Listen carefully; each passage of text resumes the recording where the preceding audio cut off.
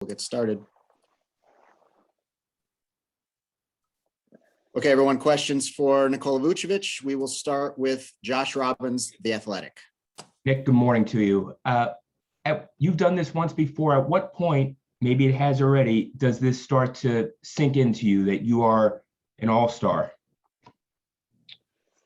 I think once you get here, it's when it kind of really sinks in.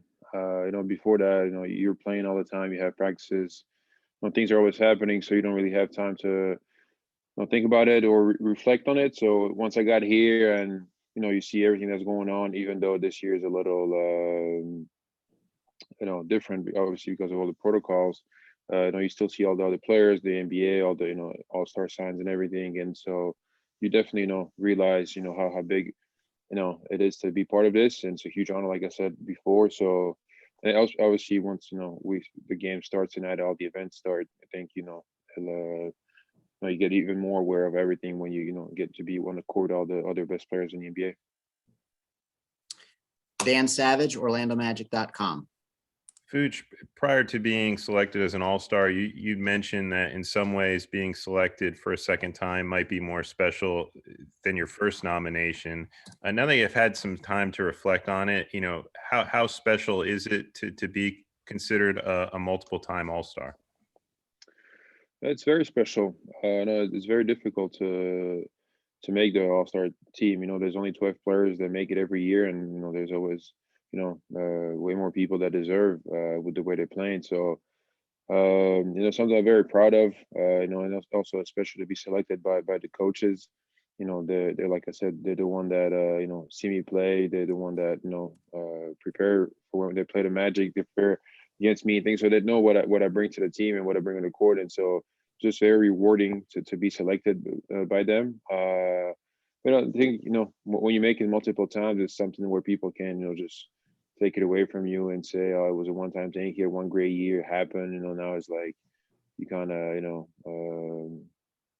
cement that you belong there, that you belong with the best players in the league. So it's special, and then hopefully it's not the last one. Dan, do you have a follow-up? Sure. Vooch, normally we're there following you around through all aspects of the weekend. Just how different is this one, since the moment of your arrival? It's obviously very different. I mean, in Charlotte, you get there and it's, just crazy everywhere. There's so many things going on in the hotel, outside the hotel, in the city. There's just so many events you attend, and it's just so much energy to where now it's just like everything is well, I mean, we don't even know how it is in the city, but in the hotel is all just you just go down and get tested if you want to get some food, and that's about it. And it's not the same energy that it usually is, and that's that's unfortunate because this is such a great event. I mean, you bring all 24 best players in the world one place, and then you have all the other people involved that come here, and there's just that energy that it's there. It just that's what makes this event so special. So it's unfortunate, but I think that it's still great that there will be a game, that there will be the skills dunk contest and 3-point contest.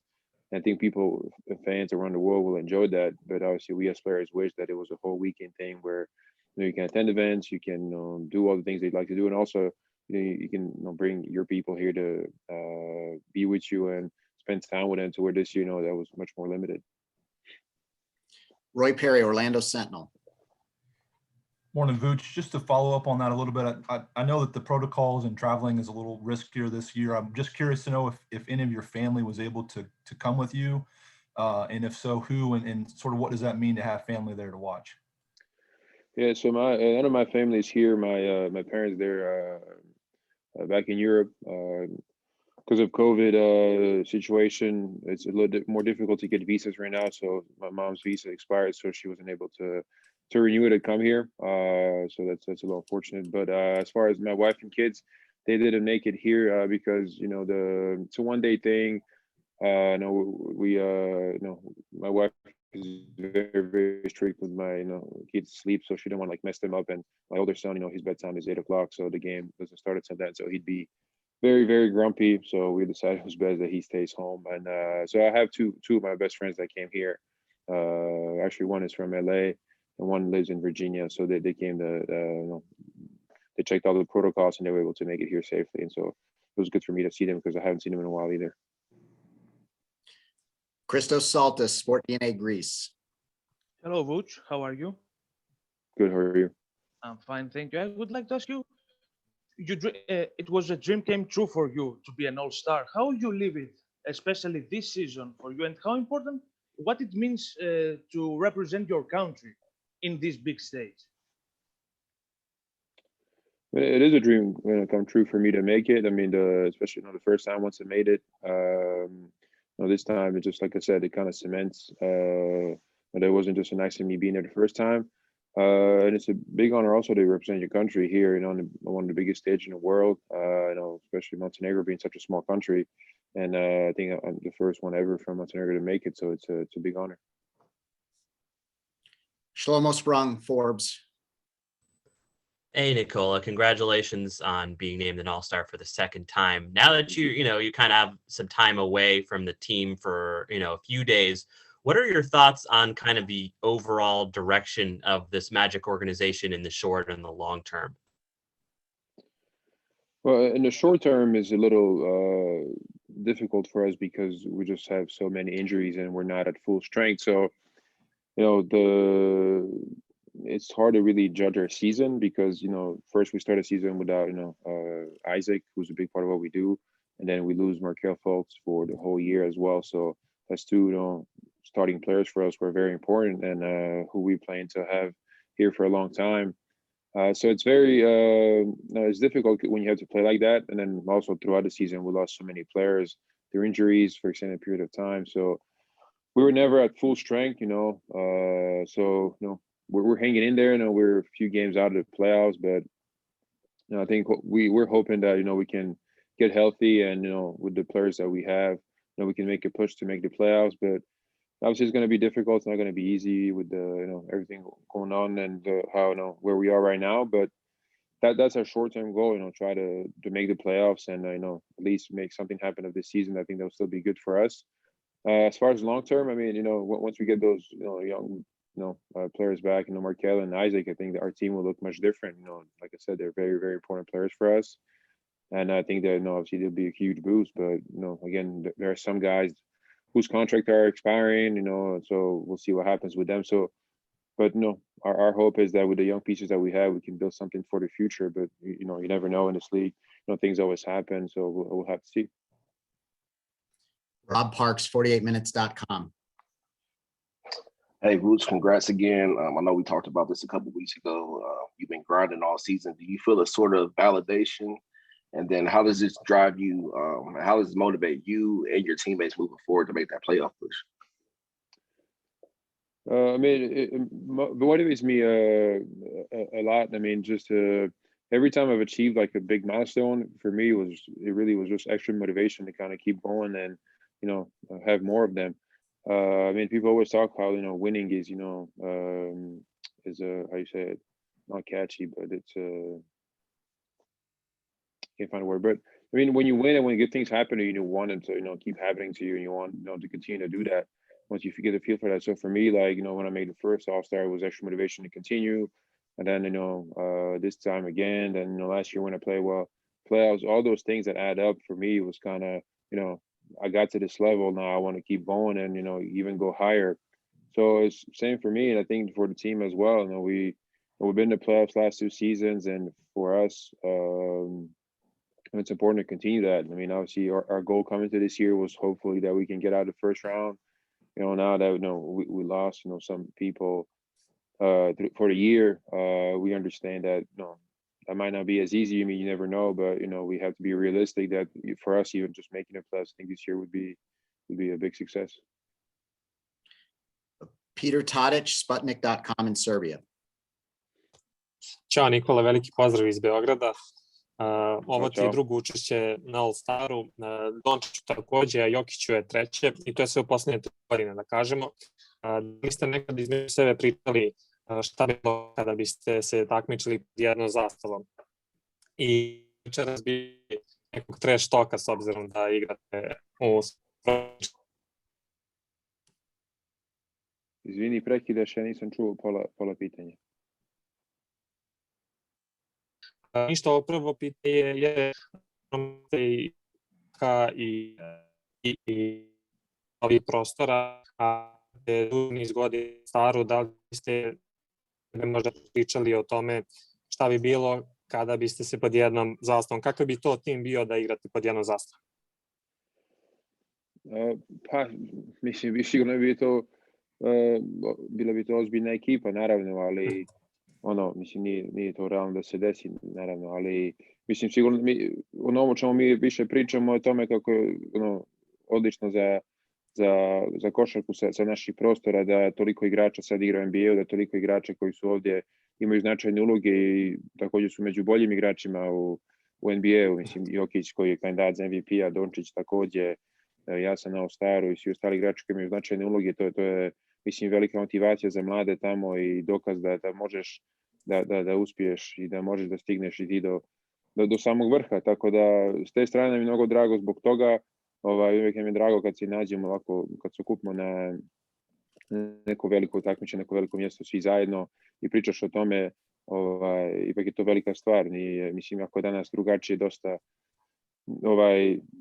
za čitav svijet da dođu do NBA, su vrata NBA mnogo otvorenija, ipak je to i dalje nije lako uraditi i većina igrača su iz Amerike, ali sigurno to je nešto po čega smo veoma ponosni i trudimo se da predstavljamo svoje države na najbolji mogući način. Leonardo Torres, El Comercio. Hi, Nicola. It's Leonardo Torres from Peru. Nicola, two questions. The first one, do you feel that the NBA does not respect you as it should? And the second one, what does it mean to you to be in the All-Star this year? No, I think that the NBA definitely respects me, as much as they should. I think like I've said before, the players, around the league, I know I have a lot of the respect from them and the coaches as well. I know you see it when I play or when I just, talk to them or the way they talk about me. So you see that and on the court when you play also, how much attention and things I get. So that for me, that was never an issue. People to ask me just because I'm not as much in the media and stuff like that, but that's just, play for a small market team or we haven't had as much, necessarily success, in the playoffs, or we haven't been much on national TV, but those are things I don't necessarily, care for much. What's more to me is that my teammates respect me, the people I work with every day, and then, other, people around the league that really know become a basketball, and I know they do. So that's to me most important. And, making the second All-Star, huge honor for me, something I'm very proud of. It's like I always say, it's very difficult to make. So proud of this, and hopefully there'll be more. Philip Rossman Reich, Orlando Magic Daily. Hey, Vuce, congratulations again. This may be a question better saved for the offseason, but your game when it's obviously a still very competitive league for these spots. But where do you see your game evolving next? What's the next phase for you? Well, I mean, I'm not sure. I mean, to me, I think I can always improve in all areas of my game, and so I did focus a little bit more on like my 3-point shot because I saw how much it could really help me, how much it could open up for me. But when I go into an off season, I kind of always just want to work on everything. I think obviously one of my best qualities is that I'm a very versatile player. I can do many different things for my position, and so just try to work on all of those. And I know I don't have to recreate myself or add something crazy to my game, but I think if I just continue to improve on everything that I do, and I think it's just that will help me. And so I think last couple of years, obviously one of the big focus was the 3-point shot, to just get very confident with that because that was a pretty big change for me. But other than that, the rest is just sticking to what I do well, improving on those things, keep working on my body. And I always say, I think one of the biggest changes for me that happened is not as much a skill of mine necessarily, is more the mental aspect, the experience that I've gathered over all these years. My approach to the game, I think I've matured as a person as well, and that also transferred on the court. So I think the addition of all those things, is what helped me improve. And so, like I said in a couple of questions earlier, when I achieve certain milestones, it motivates me. So now that I made a second All-Star, my motivation is to keep going and achieve other things. So it's just all those things together, it's gonna, I think, what will help me continue to get better as the year goes on. Okay, everyone, we have less than 5 minutes remaining, just so you know. Next question goes to Uros Josevic from Serbia. Hi, Vuč. How do you look at the influence of players from the former Yugoslavia on the league in this moment? And then in Serbian, šta misliš da je ključna razlika i neka zajednička osobina tebe, Jokića, Dončića i svih igrača sa naših prostora koji igraju u NBA ligi?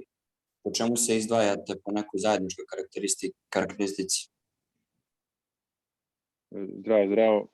So the influence, well, I think the influence from the players from Yugoslavia is really big now. I mean, obviously with Luka and Jokic, there's some of the best two, maybe in the top 10 best players in the NBA. And so when you look at that, it's very impressive. It's never done before. Their impact on their team, on the league is amazing. I mean, they're both in MVP talks. They're both starters for the All-Stars, and that's amazing to see. And they're so young. I mean, Luka is 21, I think. Jokic is 25, so that's very, very young. So they're, they have their whole career in front of them. So it's amazing to see. And I think, also, you keep going, all the other players that have big roles for their teams. Myself, Bogdanovic from the Hawks, Bogdanovic from Utah, all those guys. I think Dragic with the Heat. I think kids back in, like Yugoslavia, they look up to us for sure, and I think it's a big motivation for all of them, and for us to continue and be good role models. Drugog dio pitanja, šta imamo zajedničko? Ne znam, svi smo mi opet na neki način, jako smo, da kažem, iz jugoslovenske škole, svi igramo neki svoj način, malo smo drugačiji igrači. Znam, mislim, obično, naravno, dosta naše igre se svodi na tehniku i na košarkaško znanje, što i moramo da radimo da bi nadoknadili možda te neki manjak fizikale što imamo. Ali mislim da što se isto desilo je način na koji košarka se razvijala, kako se igra danas u odnosu na prije 10 godina, odgovara dosta nama, ima dosta prostora za igru, igra se dosta više, dosta se brže igra sa dosta šuta, dosta prostora i to je nama više odgovara. A ako se tiče nekih naših sličnih kvaliteta, mislim, teško odrediti, svi imamo neke svoje kvalitete koje nas čine najboljim igračima na svijetu. James Hill, BNC Sports. Vuč, congratulations on all your success. Can you talk about continuing to work hard, bring your lunch pail, and you're actually cementing your legacy? What's it like to be an all-star and to continue to grind and work hard and be recognized on the globe worldwide? To me, it's just extra motivation. I think, the more recognition you get, the more you achieve things, at least me, drives me to continue to do that. Just, shows that, hard work, does pay off, and that it's also the only way to achieve things. So, I think also as I've gotten older, as I've, understood some things, started understanding some things better, I understood that, the more work I put in, the more committed I am, the bigger the reward is. And so it's shown for me. And I think the last couple years where, we've been able to make the playoffs, I've been able to be an all-star a couple of times. It just made the message even more clear for me. So I think, I'm at a stage in my career where now, I want to have, a lot of success and enjoy it. And so that's what drives me. Vuč, how special is it to represent the Orlando Magic brand during the All-Star? It's very special. I mean, obviously, I know that I'm not just representing myself here or in general when I play. Always representing the team that we play for and the organization. And so it's very special for me to be able to do it a second time now. Dan Waitke, LA Times. Hey, Nikola. I apologize if you've been asked this already, but what were you doing last year around March 11th when kind of everything stopped? And what do you remember about, I guess, that week leading up to it when kind of the new rules changed in terms of, how people were able to interact, and then sort of when the test came out in Oklahoma City and everything kind of stopped? Yes, I remember it very well. Actually, I just was talking about it with my wife and some other people because, the date is obviously approaching. So we had like a 4-game road trip before that, and we actually were playing great basketball. I think we won all 4 games, or 3 out of 4 or something. But there was all this talks about, the COVID and all these new protocols, even with the media and things we can do and cannot do. And I mean, in all honesty, none of us really knew what was going on and how serious this was. And, most of us were, taking it lightly because we just didn't know. And, we laughed at some of the protocols, and you just didn't know. So, you thought it was just, it's nothing, whatever, it just, media is blowing it up and just get. And then, I think was it March 11 when the playing stoppage happened. I was just sitting at home. My wife and I were sitting at home, and I think we were ready to put our son to bed or something. And, I see that, the Oklahoma City game, Utah, something's going on, but you don't really know what's going on, the information that, you get texts from people that, know a little bit more about it. And like, hey, I heard there's a positive test. You guys are going to get shut down. It's going to, you're not going to play. And I didn't believe it. I think like, no way, the NBA shuts down. I mean, that would never happen until, it's a catastrophe somewhere. And 10 minutes later, next thing you know, the NBA comes out, just, playing stoppage. Nobody knows what's going to happen. So you're just like, okay, well, what do we do now? What's going on? Like, is this thing that serious? And then, it was just kind of, waiting and seeing, because I think it wasn't just us, it was the whole world. We really didn't know how serious this thing was. And then, as country started lockdown and everything, everywhere in the world was locked down, you understand, okay, this is very serious thing. So then, obviously that's your main focus. You don't even really think about basketball as much. As more, okay, let me do what I can to keep my family safe and others around me. But it was definitely a big shock for all of us, because in March, you're so used to playing, and it's like, okay, last push to finish the season off well, and all of a sudden it's like just nothing. So it was definitely shock to all of us. But I also think that once the NBA did that, it also raised a lot of awareness for others regarding COVID, and people, especially us players, we definitely started taking it more seriously. Thanks, Coach. No problem. Okay, we'll go 2 more. Paul Casanova, EDF Sports. How you doing, Vooch? This is your second time All-Star. You've been in the league for quite a while now, but as a fan going to the game, are there still players that you get kind of in awe at or like to watch?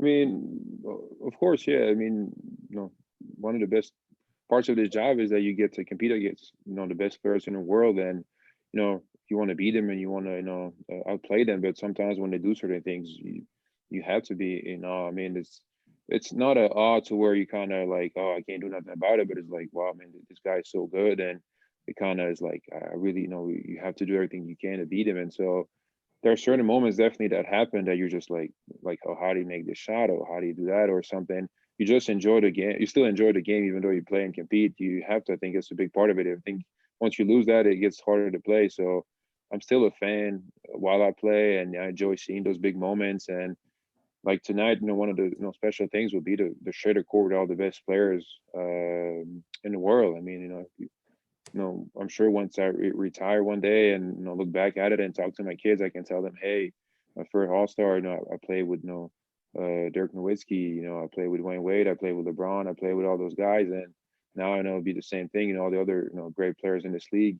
Look, I think once now maybe you're not as aware of it because you're a competitor and you play against them, and you have a certain motivation to always beat them. But one day when I retire and I look back at all of that, for sure it'll be something that I'll cherish, and I can talk to my kids about, and it'll be something to be very proud of. Okay, our last question goes to Josh Robbins, The Athletic.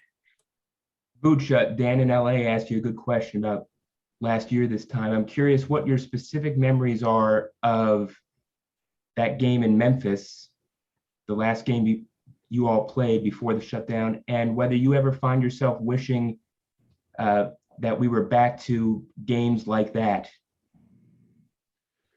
Well, I mean, the honestly, that game, like I said, until the game stoppage happened, I think I don't think any of us really understood how serious this thing was going to become and what was going to happen. So, I mean, we played a game, we won. It was, we flew back. It was great, and we were supposed to play Chicago, I think, next. So I was just preparing for that until that day, until the stoppage happened, and it really wasn't until the stoppage actually, like, until I saw it, that I was like, oh, okay, this is serious. And I mean, of course, yeah, I mean, I wish every day that, you know, we could play the way we played, you know, the game like it was in Memphis or any other game before that, where, you know, it's just, you know, normal world, regular world, where there's no worry of, you know, of a crazy virus going around and hurting people. And so, you know, that was, we're all hopeful that, you know, soon enough we'll be able to get back to that. You know, obviously, as for players, we enjoy because we can, you know, have fans back in arenas, but most importantly, you know, so people can live, you know, a normal life, and, you know, people that have lost their jobs, they can, you know, go back to work and don't have to worry about, you know, their survival, and people don't have to worry about their health daily as much because of that. And you can actually interact with people and not be scared of when you see somebody that doesn't wear a mask. You know, you look at him as he's a zombie or she's a zombie or whatever. So I think that no, but it's true. I mean, when you go somewhere, you see somebody not wearing a mask, you're like, oh, hold up, what doesn't she or he have a mask? What's going on? Or if somebody's too close to you, especially early on when, you know, this thing had just started, it was just so frightening. So I think that we all, I think as a world, ready, and hopefully we can get back to it. But I think that's why it's also important that we follow, you know, health protocols, and, you know, we do what the experts say, and, you know, hopefully with the vaccination, you know, things will also, you know, speed up a little bit. Thank you, Vooch. Thank you. No problem. Thank you.